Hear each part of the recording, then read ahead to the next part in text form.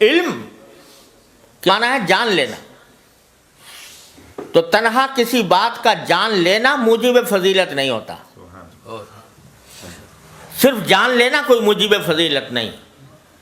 جاننے والا تو شیطان بھی تھا، ابلیس بھی تھا، اور فرمایا کہ اتنا جاننے والا تھا، اتنا علم اس کے پاس تھا کہ امام راضی کو بھی جاتے جاتے شکست دے گیا. واقعہ سنا ہوگا آپ نے. جاتے جاتے امام راضی کو جیسے انسان کو بھی شکست دے گیا. علم تو اس کے پاس بھی تھا، عقل بھی بڑی تھی. عقل ایسی تھی کہ اگر اس کے دلیل کو جو اس نے اللہ تبارک و تعالیٰ کے سامنے پیش کی خالص عقل کی بنیاد پر رد کرنا چاہو تو کوئی راستہ نہیں کہ خلقتنی من نار و خلقتہ من طین.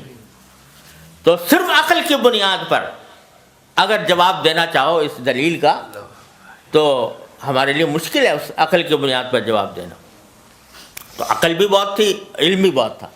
بلکہ حضرت تھانوی رحمۃ اللہ علیہ فرماتے ہیں کہ 4 عین تھے اس کے اندر. عالم بڑا تھا، عین عالم کا، اور عاقل بڑا تھا کہ دلیل ایسی پیش کر دی، اور فرمایا عابد بڑا تھا کیونکہ روایات میں ہے کہ پہلے عبادت بھی بہت کرتا تھا. تو عالم بھی تھا، عاقل بھی تھا، عابد بھی تھا. فرمایا چوتھے عین کی کمی تھی کہ عاشق نہیں تھا. اگر عشق ہوتا تو پھر یہ نہ کہتا کہ خلقتنی من نار و خلقتہ من طین. تو میرا خالق ہے، تو مجھے جو حکم دے رہا ہے، میرا کام تو یہ ہے کہ اس کے آگے سر جھکا دوں. تو عالم تھا، عابد تھا، عاقل تھا، مگر عاشق نہیں تھا. اس کے نتیجے میں اتنا گمراہ ہوا اور اتنا خوار ہوا.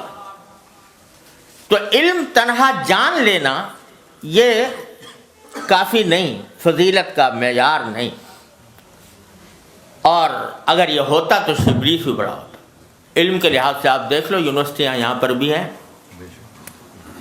اسلامک اسٹڈیز کے شعبے اس میں جو قائم ہیں، اور امریکہ میں بھی قائم ہے. مستشرقین اس کے اندر جو کچھ تحقیقات لکھ رہے ہیں، جن کتابوں کے حوالے دیتے ہیں، بعض اوقات ہمارے اچھے اچھے علماء کو بھی ان کتابوں کا پتہ نہیں ہوتا.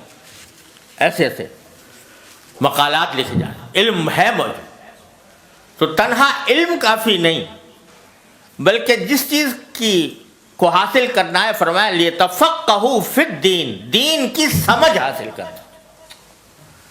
وہ دین کی سمجھ محض کتاب سے نہیں آتی، محض علم سے نہیں آتی.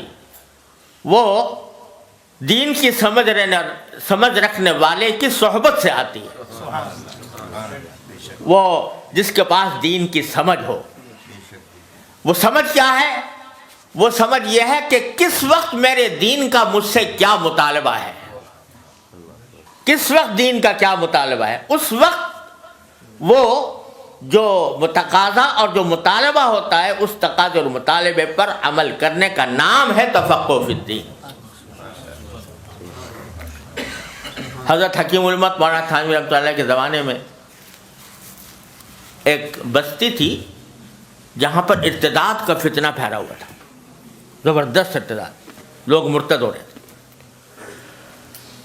تو وہاں کچھ لوگ تھے کہ جو ابھی مرتد کھلم کھلا نہیں ہوئے تھے، مگر انہوں نے کافروں کی سی باتیں شروع کر دی تھیں.